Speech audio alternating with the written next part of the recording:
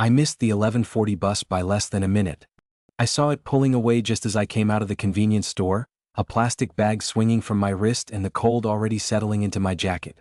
I stood under the flickering sign and watched the taillights disappear around the corner, red dots swallowed by the dark. The clerk inside looked up at me through the glass, then looked away just as fast. I checked my phone. No battery. Black screen. Dead. There was another bus scheduled at midnight. At least I thought there was. The route sign above the bench was so old and weathered that half the times had been peeled away. The stop sat at the edge of town where the streetlights got thin and the houses gave up entirely. Across the road was an empty lot full of weeds and broken concrete. Behind the stop stood a line of black trees with branches like fingers pressed together.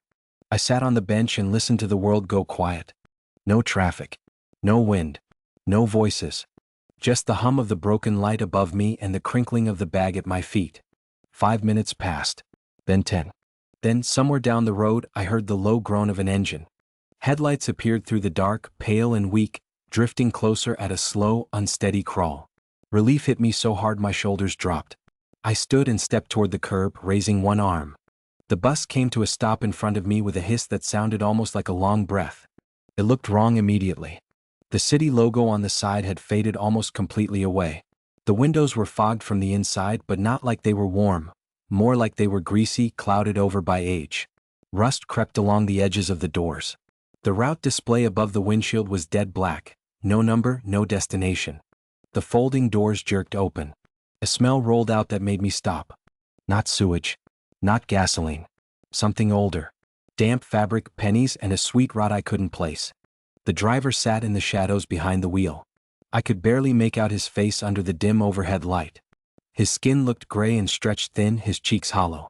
He wore the uniform of the city transit line, but the shirt was stiff with age, the name patch almost unreadable. "You getting on?" he asked. His voice sounded dry, like he hadn't used it in years. "Does this go downtown?" I asked. Pause. Then he nodded once. "Last bus." I should have walked away. I know that now. There were 100 tiny warnings ringing in my head. The dead route sign. The smell. The empty road. The fact that no city bus should have looked like that. But it was cold. It was midnight. I was tired. And once you decide you're being stupid for being nervous, it becomes very easy to ignore yourself. I stepped inside. The doors folded shut behind me. The bus lurched forward before I could sit down. There were passengers already on board. At first I thought the seats were empty. Everyone was so still that they blended into the dark upholstery. Then my eyes adjusted and I saw them, maybe 8 or 9 people scattered throughout the rows. None of them looked at me. A woman in a pale dress sat near the front with her hands folded in her lap. A man in a business coat slumped by the window, his head tilted too far to one side. An old woman in the middle row stared straight ahead with her mouth hanging slightly open. No one moved. No one blinked. I took a seat 3 rows back on the right side and put my bag on my knees. The vinyl was cold through my jeans. The bus rolled on. I waited to recognize the streets, but the windows showed me nothing familiar.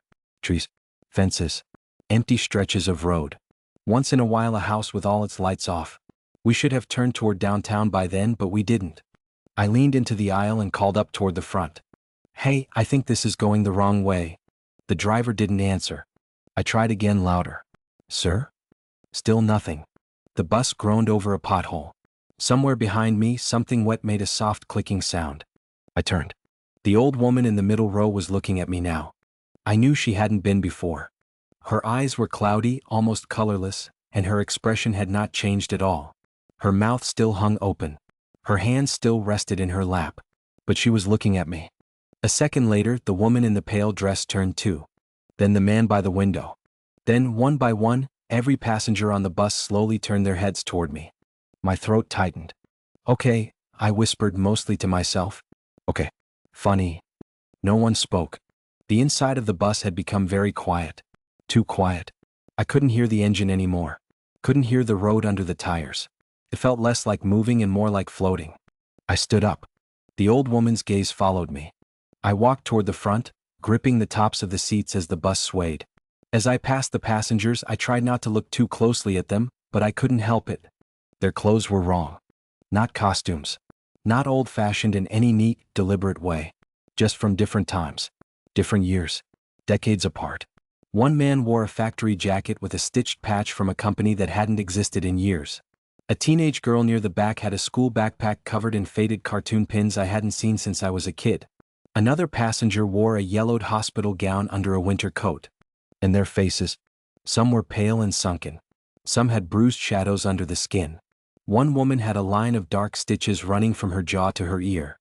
The businessman had dried blood at his collar, half hidden beneath his tie. I reached the front and grabbed the yellow stop cord. I pulled. Nothing happened. No bell. No light. No slowing down. I yanked it harder. The driver spoke without turning around. No stops left. I stared at the back of his head. Pull over. He gave a low, crackling laugh. No stops left, he repeated. I moved for the doors, fumbling for the emergency release. There should have been a red lever beside the frame. There was nothing there. Just smooth metal where it should have been. The doors had no seams anymore. As if they had never opened at all. The bus took a slow turn and the world outside changed. The road disappeared. The trees disappeared. Beyond the windows was only darkness, thick and endless, rolling past like black water. No street lights. No houses. No moon. My reflection stared back at me in the glass, pale and frightened. But there were too many faces in the reflection. I looked over my shoulder. Every passenger was standing now. I never saw them rise. They were in the aisle between the seats, filling the narrow space behind me. Their bodies swayed gently with the movement of the bus. Their eyes stayed fixed on me. Some looked sad. Some hungry. Some empty. The old woman raised one hand slowly as if reaching for me. I backed against the front barrier. What is this? I said, though it came out cracked and thin. What do you want? The driver finally turned his head. I wish he hadn't. His face looked like wet paper stretched over bone. One eye was milky white. The other was black and shining. His mouth split into a smile so wide the corners had torn. You got on, he said. Same as the rest. He lifted one hand from the wheel and pointed above the windshield. I followed the gesture. There, where the route number should have been, faint letters glowed to life in the dead display. Not in service. Something hit me then, not a memory exactly, more like a sudden certainty. Stories I'd heard as a kid. Whispered local things. About people disappearing on county roads. About a bus that ran after midnight though the route had been canceled years before. About the ones who boarded because it was cold or late or because they just wanted to get home. They were never found. The passengers behind me took one step forward together. I slammed my fist against the windshield divider and screamed, "Let me off!" The driver's smile widened. Then from somewhere near the middle of the bus, a voice spoke. Quiet. Female. Young. He's still warm. The others began to murmur. Not words at first. Just breathy little sounds, dry and eager. Then whispers layered over one another until I could make out pieces. Still breathing. New one. Still alive. Hands reached for me from the aisle. Gray fingers. Split nails. Wrists stiff with old scars. I threw myself sideways, kicking at them, shoving between the front seats. One of the hands caught my sleeve and tore it nearly off. Another brushed my neck, cold enough to burn. I stumbled into the driver, grabbed the wheel without thinking, and jerked it hard to the left. The bus screamed. Metal shrieked. The floor jumped beneath my feet. Passengers pitched sideways into each other, colliding in a tangle of limbs and dead weight. The windshield filled with darkness and then shattered white as we hit something. I remember the sound more than the impact. Glass exploding. Voices howling. The driver laughing. Then nothing. When I opened my eyes, I was lying in wet grass. Rain was falling lightly over my face. Gray morning light filtered through a line of trees. My whole body hurt. My head throbbed. My right hand was cut open and full of gravel. For a long time I just lay there, breathing. Then I sat up. There was no bus. No wreck. No road. No sign of any vehicle at all. I was in the empty lot across from the convenience store. The same one where I had waited the night before. The store was open. Cars moved along the road as if nothing had happened. Morning traffic. Normal life. The flickering bus stop light had gone dark. People passed by without looking at me. I got to my feet on shaking legs and crossed to the store. The clerk from the night before was behind the counter, restocking cigarettes. When he saw my face, he went completely still. You were at the stop, I said. He didn't answer. You saw me there. His eyes dropped to my torn sleeve, then to the blood on my hand. Finally he said very softly, You got on, didn't you? Every hair on my arms lifted. What bus was that? The clerk swallowed. He looked past me toward the window toward the road. My dad drove the late route out by Miller's Cut, he said. Route 12. 20 years ago. He paused. One night he went off the bridge in a storm. Bus and all. Driver, 7 passengers. They pulled some of them out of the water. Some? He nodded once. I couldn't speak. He lowered his voice even further. Every few years somebody says they see it. Always late. Always when they're stranded. Always when it's cold. I stepped back from the counter. On the shelf behind him was a row of local postcards: Town Hall, the old grain mill, the bridge over Miller's Cut. The bridge. Its railings were twisted and rusted, and at the bottom corner of the photo, almost hidden in the dark water below, was the shape of a bus being pulled from the river by an old crane. The paint was gone, but I knew that shape. I knew those windows. I knew that driver's seat. My reflection in the postcard's plastic sleeve looked pale and shaky. Then I saw something move just behind it.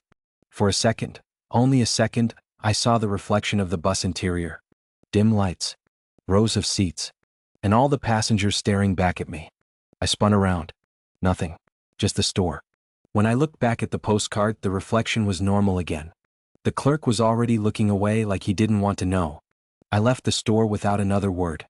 I never waited at that stop again. I never go near Miller's Cut after dark. And every once in a while, when I'm awake too late and the streets are empty, I hear an engine outside my window moving too slowly down the road. I never look. But sometimes, just before the sound fades, I hear the brakes hiss and a voice from the dark ask the same question in that dry, dead tone. You getting on?